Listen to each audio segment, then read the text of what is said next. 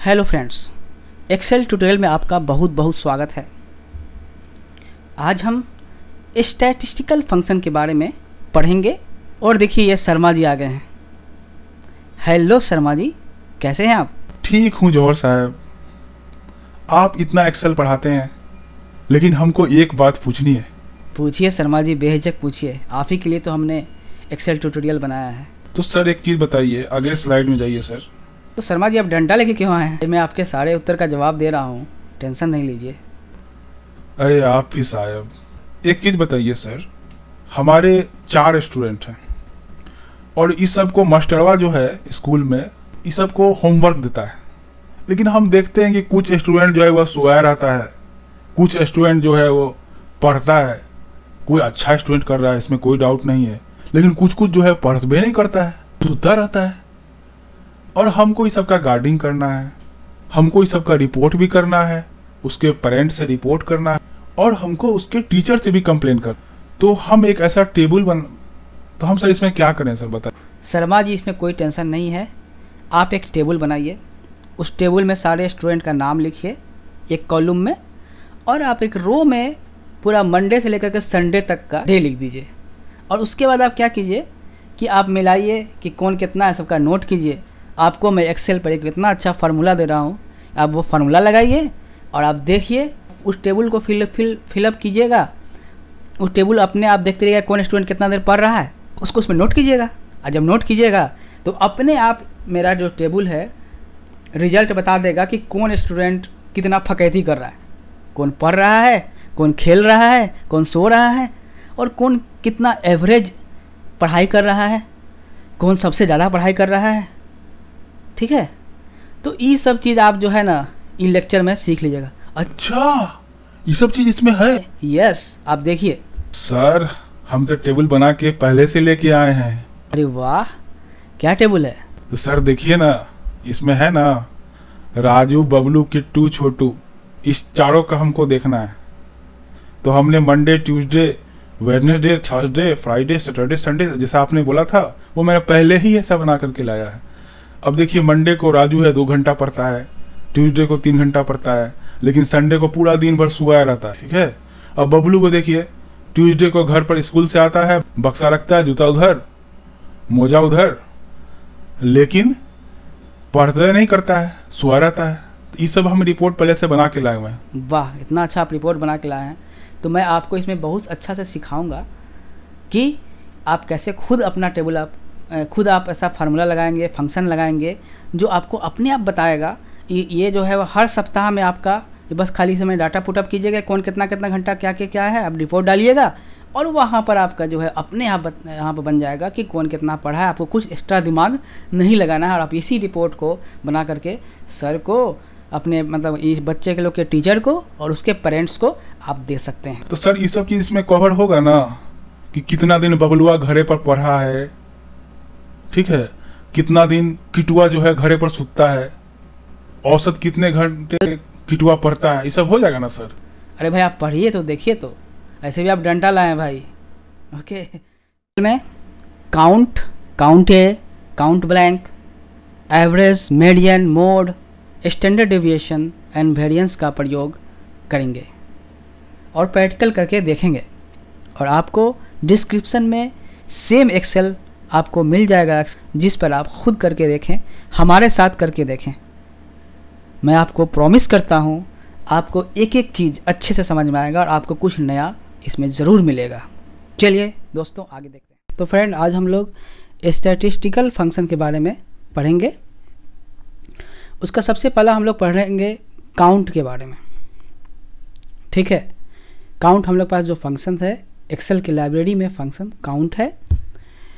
तो जैसे ही हम बराबर काउंट करते हैं, हम लोग के सामने एक सिंटैक्स दिखता है, वो काउंट जो इसका नाम है, और ये वैल्यू 1, वैल्यू 2, वैल्यू 3 इसका आर्गुमेंट्स दिखा रहा है। ये अलग अलग वैल्यू का जो हम लोग का सिलेक्ट होगा, value 1, value 2, value 3 and so on. या एक बार चाहें तो हम रेंज ही बना सकते हैं, एक सेल से लेकर के दूसरा सेल तक का हम एक रेंज बना सकते हैं। तो इसको हम लोग बाय प्रैक्टिकल करके देखेंगे 1 by 1, तो और अच्छे समझ में आएगा। जैसे एक आपके पास एक टेबल बना हुआ है उसमें स्टूडेंट का नाम लिखा हुआ है, मान लेते हैं ABC से लेकर के Z तक है, मतलब 26 स्टूडेंट हैं, इसका मार्क्स यहाँ लिखा है, ठीक है, ये मार्क्स आपके सामने ये लिखा है। तो जैसे जैसे हम लोग का सबसे पहला क्या है, हम लोग का टास्क है काउंट नंबर्स, इस पूरे नंबर्स को काउंट करना है, ठीक है। तो कैसे काउंट करेंगे, उसके लिए हम लोग सिंपल फार्मूला लिखते हैं, बराबर लिखेंगे काउंट लिखेंगे। जैसे काउंट लिखेंगे हम लोग के सामने स्क्रैच में डायरेक्ट काउंट लिखा हुआ दिखा रहा है, इसको क्लिक करेंगे, डबल क्लिक करेंगे। अब सोचिए आप वैल्यू 1 पूछ रहा है, इसको आप सिलेक्ट करेंगे, कॉमा लगाएंगे, फिर वैल्यू 2 करेंगे। आप सोचिए इस तरह से आप पूरा सिलेक्ट करेंगे 1 1, कितना आपको टाइम टेकिंग लगेगा।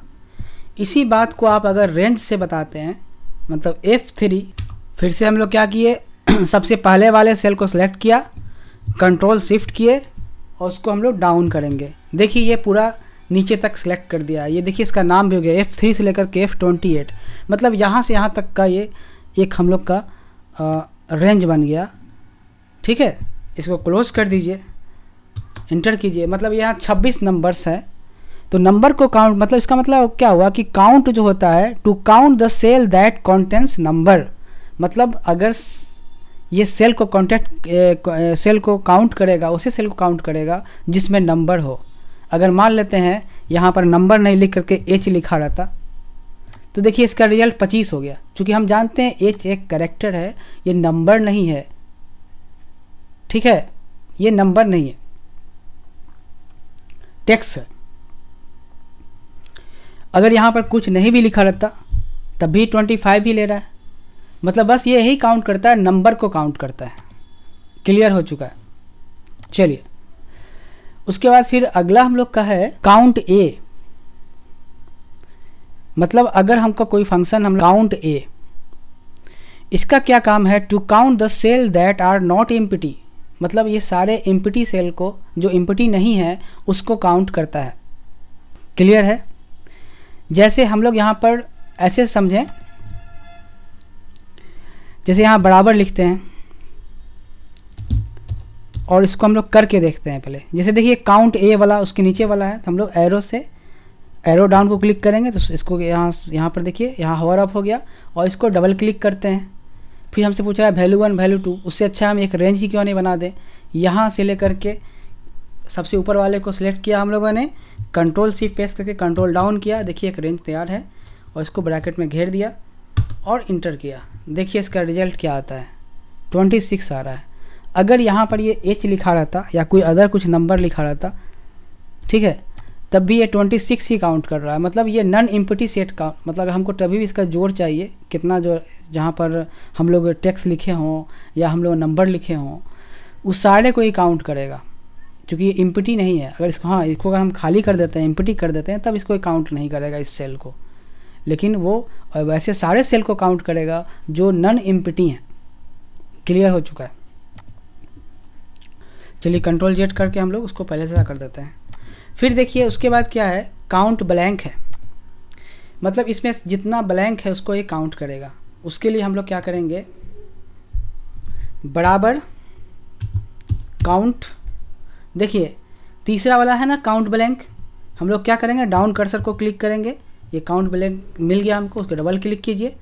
अभी हमसे पूछ रहा है, रेंज पूछ रहा है, किस रेंज में आप काउंट ब्लैंक चेक करना चाहते हैं। तो यहाँ से इसको सिलेक्ट किया, कंट्रोल शिफ्ट डाउन एरो, ठीक है, ब्रैकेट को क्लोज कर दीजिए।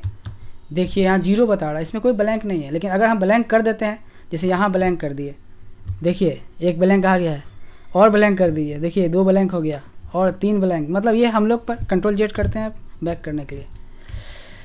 तो हम लोगों ने सीखा कि काउंट ए के बारे में समझा। काउंट ए जो होता है उसका भी सेम सिंटैक्स है, जैसे हम लोग यहाँ समझे थे, उसका सेम आर्गूमेंट है। फिर हम लोग समझे काउंट ब्लैंक देखे, उसमें रेंज पूछ रहा था, तो रेंज हम लोगों ने भर दिया और हमको ब्लैंक ये काउंट कर देता है। तो एक बात हमेशा ध्यान रखना है, जब भी हम लोग काउंटिंग करते हैं, तो काउंटिंग करते हैं जैसे कोई फार्मूला लगाते हैं काउंटिंग का, तो उस समय ये क्या करता है कि टेक्स्ट के नॉट काउंटेड एज टेक्स्ट, मतलब अगर हमको टेक्स्ट के रूप में काउंट कराना हो इसे, तो नंबर को नहीं काउंट करेगा टेस्ट के रूप में। ब्लैंक्स रहेगा उसको नहीं काउंट करेगा, एरर रहेगा उसको नहीं काउंट करेगा, बुलियंस रहेगा उसको नहीं काउंट करेगा, ट्रू और फॉल्स को काउंट नहीं। जैसे हम एक आपके सामने एक रखे हैं, हमने एक टेबल बनाया है, यहाँ पर शर्मा लिखा हुआ है, यहाँ पर देखिए एरर लिखा हुआ है, यहाँ फॉल्स ट्रू। आप जानते हैं ना बुलियन क्या है, बुलियन ऑपरेटर है ना, फॉल्स ट्रू। बुलियन का जो रिजल्ट आता है या तो फॉल्स नहीं तो ट्रू आता है। यहाँ देखिए ब्लैंक है और यहाँ पर 35 लिखा है, ठीक है। अब देखिए क्या है, to count cell with Boolean, ठीक है। इसको हम लोग करके देखेंगे ये बुलियन है कि नहीं।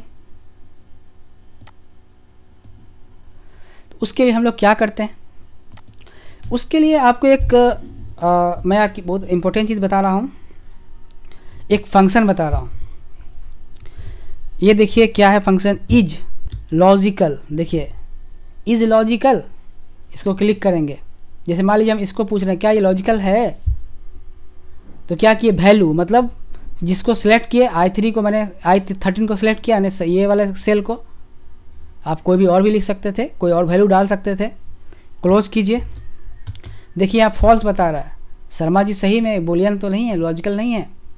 हाँ लेकिन ये रहता तो, जैसे मान लेते हैं यहाँ पर I3 नहीं होकर I13 नहीं होकर के यहाँ पर I15 होता। देखते हैं, ट्रू बता रहा, यस ये बुलियन है, क्लियर। तो हम यहाँ पर हम काउंट करना चाहते हैं कि ऐसा इसमें कितना बुलियंस है, जिस ऐसा कितना सेल है, वैसे सेल को काउंट करना है जिसमें बुलियंस ऑपरेटर लगाओ। उसके लिए हम लोग क्या करेंगे, इफ़ फंक्शन का यूज़ करेंगे। अगर हम यहाँ पर लगा देते, देखिए कितना मज़ेदार है, हम लोग इफ़ लिखेंगे यहाँ पर, ठीक है, इफ़ फंक्शन। तो इफ़ क्लिक किया, अब ये हम लोग का लॉजिकल यही रहेगा। ओ सॉरी, यहाँ पर इज है ना, इज, ठीक है। हम लोग का लॉजिकल टेस्ट यही रहेगा कि ये क्या, या ये लॉजिकल है कि नहीं, ये बुलियन लॉजिक है कि नहीं। अगर है तो रिटर्न करेगा 1, ठीक है।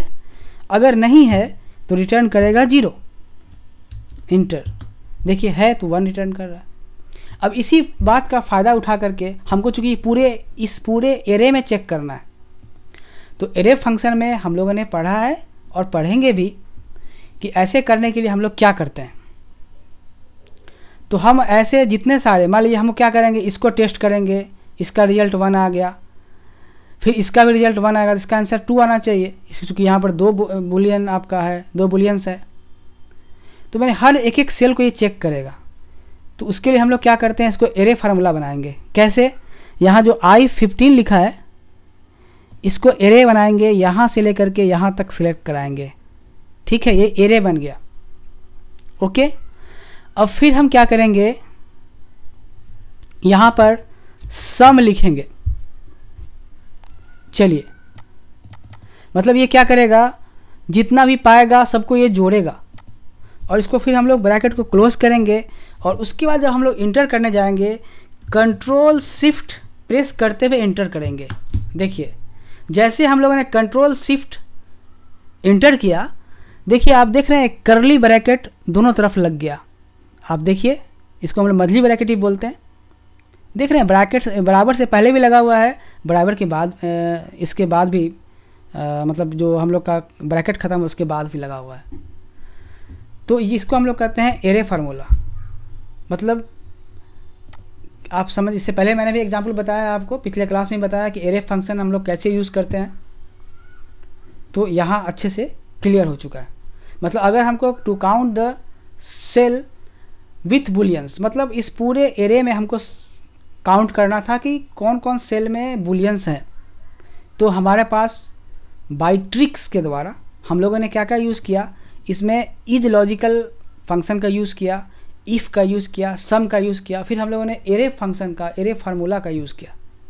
इतना सारा ट्रिक्स लगाने के बाद हम लोग यहाँ निकालने में सक्षम हैं। अगर ये मान लेते हैं यहाँ भी ट्रू रहता लिखा हुआ, ठीक है, तो देखिए इसका रिजल्ट 3 आ जाएगा। आ गया ना 3।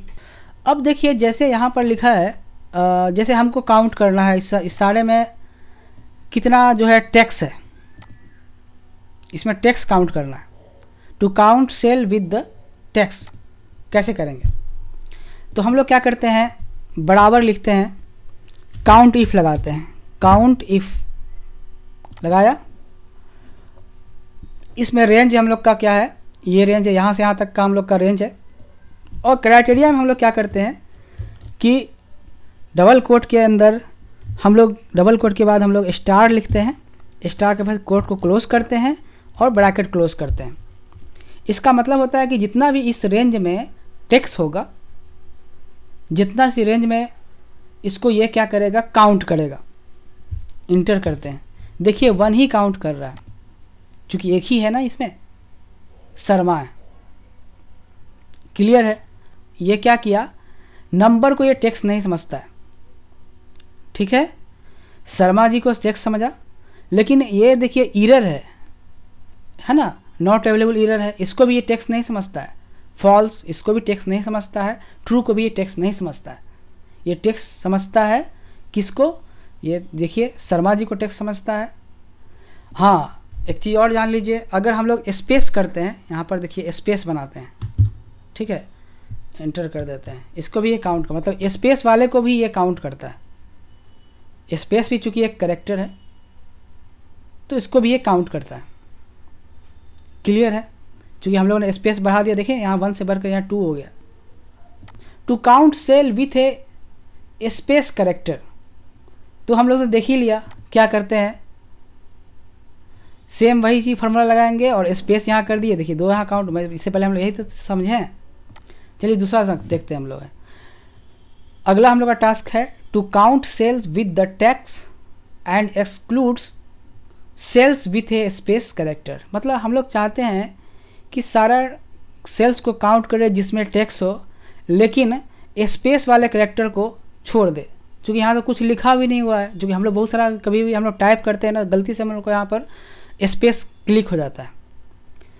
उस केस में हमको टोटल जो जितना इसमें टेक्स्ट लिखा गया है उसको काउंट करें। अब मैंने आपको बताया है कि एरर को ये टेक्स्ट ग्रुप में काउंट नहीं करता है, बूलियन लॉजिक को नहीं करता, जैसे फॉल्स ट्रू को नहीं करेगा, नंबर को ये नहीं करेगा, ठीक है। तो फिलहाल अभी देख रहे हैं यहाँ पर, अगर हम सीधे अगर यहाँ फार्मूला जो लगाए थे, देखे हम यहाँ पर ट्रिक लगाए थे कि हमको इसमें सारे वैसे ही सेल को काउंट करना था जिसमें कुछ टेक्स्ट हो, तो इसमें इसने स्पेस वाले को भी टेक्स्ट में ले लिया था। तो हम लोग इसको कैसे हटाएंगे उस पर आते हैं। उसके लिए हम लोग थोड़ा सा ट्रिक लगाएंगे, और वो ट्रिक क्या रहेगा वो देखते हैं, दिमाग लगाते हैं उस पर। तो उसके लिए हम लोग count if S formula use करते हैं। बराबर लिखेंगे काउंट, चलिए ठीक है, ये सबसे नीचे वाला देखिए काउंट इफ़ एस फार्मूला है, इसको लेंगे हम लोग। अब ये हमसे क्या पूछ रहा है, क्राइटेरिया 1, पहला क्राइटेरिया क्या है? तो पहला क्राइटेरिया यही है कि ये टेक्स्ट होना चाहिए। तो टेक्स्ट कैसे हम लोग बताते हैं, बहुत अच्छा तरीका हम लोग के पास है। डबल कोट के अंदर हम लोग स्टार लिखते हैं। इसका मतलब क्या होता है, जितना सारा टेक्स्ट है इसको ये ले लेगा, लेकिन इसमें वो स्पेस वाला कैरेक्टर भी ले लेगा। इसीलिए हम लोग IFS यूज़ कर रहे हैं, मतलब एक साथ में 2 क्राइटेरिया मीट कराएंगे तभी यहाँ पर रिजल्ट आएगा। तो अगला क्राइटेरिया क्या रहेगा, तो पहले हम लोग क्या करते हैं, क्राइटेरिया रेंज बताते हैं। हाँ, इसी में से रेंज, फिर इसी को रेंज चुनेंगे, इसी में से करना है काम हमको। क्लियर? उसके बाद हम लोग बताएंगे डबल कोट के अंदर क्या बताएंगे, नॉट इक्वल टू। देखिए स्पेस करने के लिए क्या करेंगे, एक बार स्पेस क्लिक कीजिए, स्पेस हो गया, नॉट इक्वल टू स्पेस, मतलब कोट को बंद पहले कीजिए तब मतलब बताते हैं।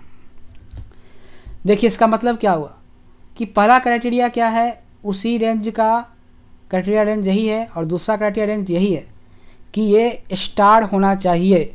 स्टार मतलब कि सारा कैरेक्टर्स, मतलब सारा टेक्स्ट, लेकिन वो एम्प्टी नहीं, मतलब वो स्पेस बार वाला नहीं होना चाहिए, स्पेस कैरेक्टर नहीं होना चाहिए, इसलिए यहाँ पर नॉट इक्वल टू लिखा गया है। इंटर कीजिए, देखिए 1 ही रिजल्ट आ रहा है। तो to count cell with the text and exclude cell with a space character, तो हम लोगों ने यहाँ पर एक स्पेस दिया है ना, ठीक है, इंटर, 1 ही आ रहा है। तो समझ चुके हम लोग क्या समझे यहाँ पर कि ये जो फार्मूला है उसमें हम लोगों ने समझा कि वो क्या है, पूछ रहा है टेक्स्ट होना चाहिए लेकिन वैसा सेल जिसमें स्पेस बार हो उसको एक्सक्लूड करे, इसलिए नॉट इक्वल टू हम लोगों ने स्पेस दिखाया है। ये क्लियर हो चुका है। चलिए हम लोग और आगे समझते हैं। तो एवरेज हम लोगों ने मैथ में बहुत सारा पढ़ा है। ये क्या होता है, arithmetic mean of A group of A number. किसी नंबर्स का अरिथमेटिक मीन हम लोग जानते हैं ना, सबको जोड़ते हैं, उसको जितना बार संख्या उससे डिवाइड करते हैं, उससे हम लोग को एवरेज निकलता है। तो यहाँ हमको एक्सेल में कैसे करते हैं, उसके लिए हम लोग आपको मैं उसका एक एक्सेल फंक्शन के पास ले जाता हूँ, एवरेज फंक्शन।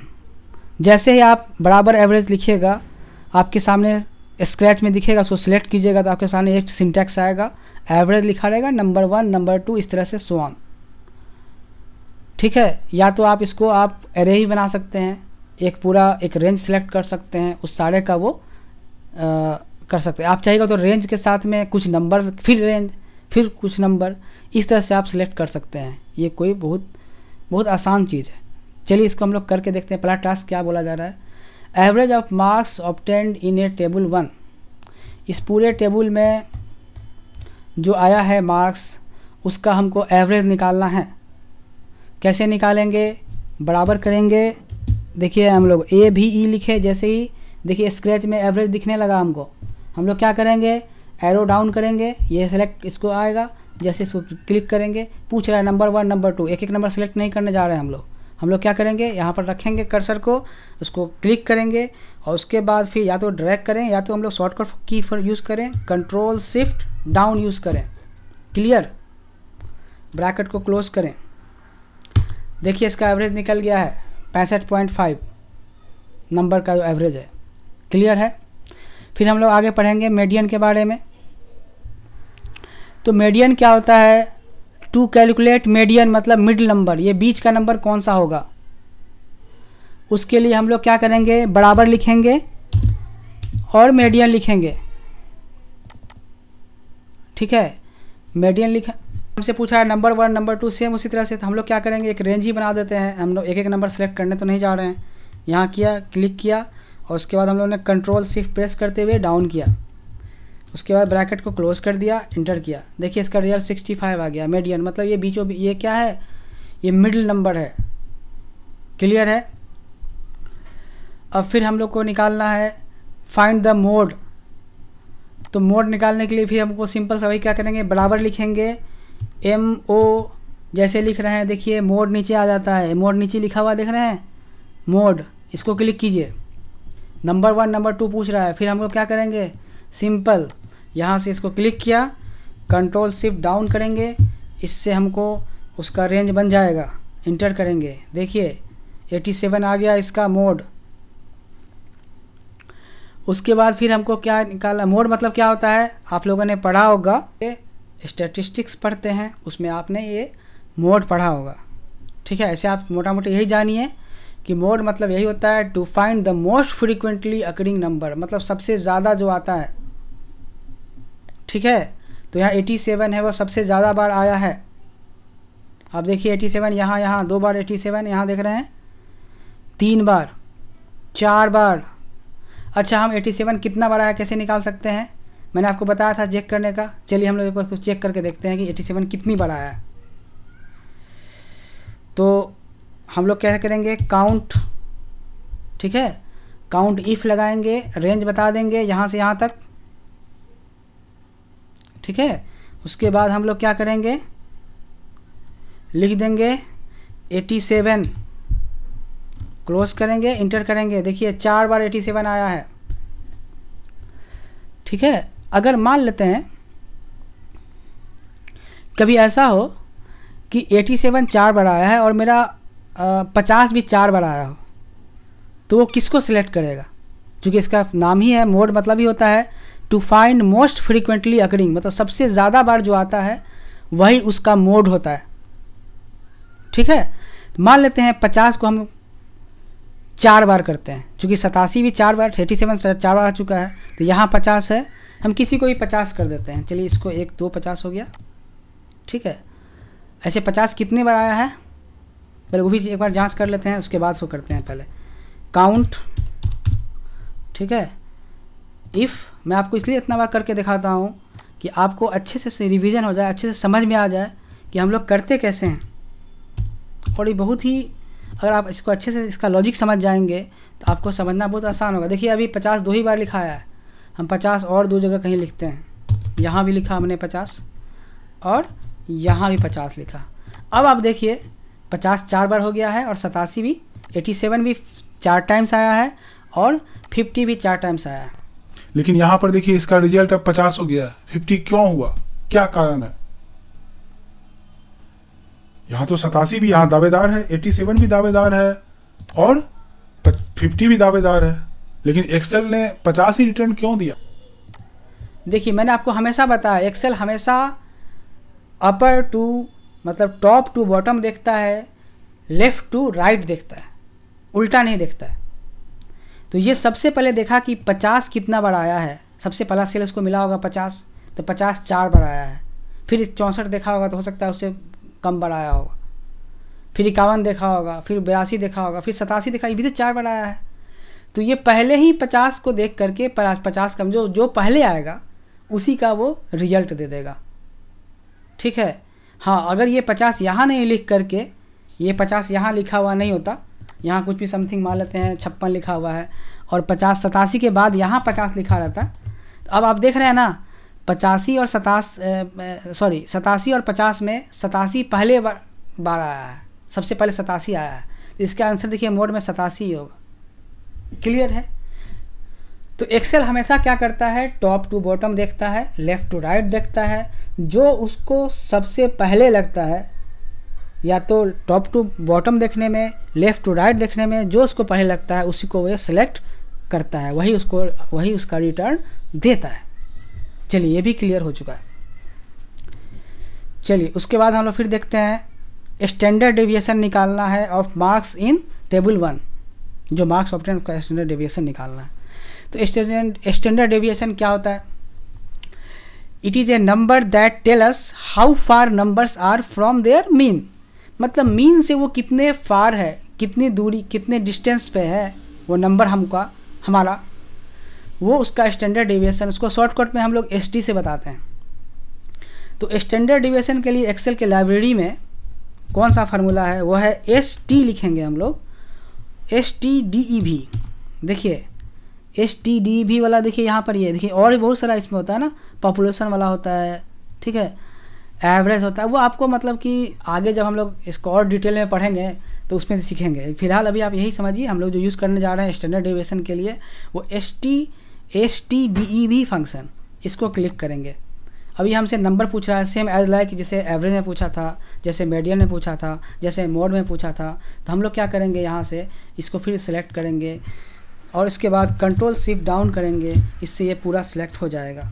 इंटर करेंगे, देखिए यहाँ रिजल्ट जो आ गया 22.56359, इसका जो है स्टैंडर्ड डेविएशन है। जब हम स्टैंडर्ड डेविएशन की बात करते हैं तो वेरिएंस की बात नहीं करें, ऐसा कैसे हो सकता है? हम लोग पास फंक्शन है, वो क्या है, बराबर लिख के हम लोग VAR लिखते हैं, वेरिएंस। देखिए इसमें पॉपुलेशन वाला भी दिखा रहा है, हमको उसको सिलेक्ट नहीं करना है, तो हम लोग वेरिएंस वाला यहाँ देख रहे हैं, सबसे देखिए 1 2 3 4 5, 5वें नंबर पर देखिए VAR लिखा हुआ है। तो हम लोग क्या करते हैं, डाउन एरो को क्लिक करते हैं, इसके पास जाते हैं, उसके बाद उसको डबल बार क्लिक करके इंटर करते हैं, ठीक है।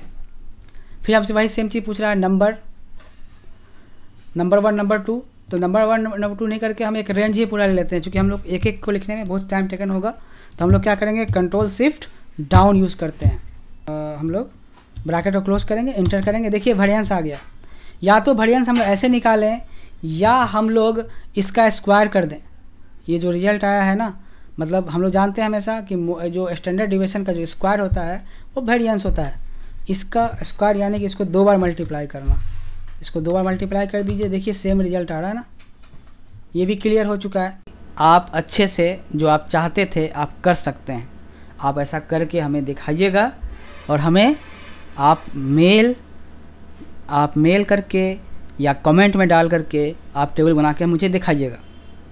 और दोस्तों आप लोग भी इनको, शर्मा जी को हेल्प कर सकते हैं, आप भी इनका ऐसा टेबल बना सकते हैं और उसके बाद उसमें ऐसा फार्मूला या फंक्शन लगा सकते हैं जिससे अपने आप ये सब ऐसे इस टाइप का ये कैलकुलेट करें।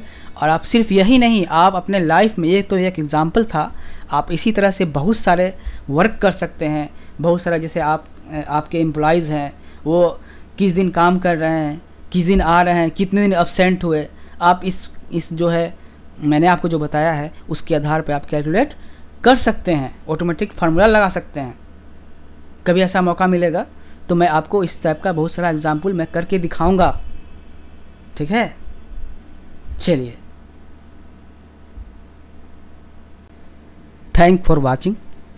Please like, subscribe our channel and click on bell icons for getting such video. Bye. अपना और अपनों का ख्याल।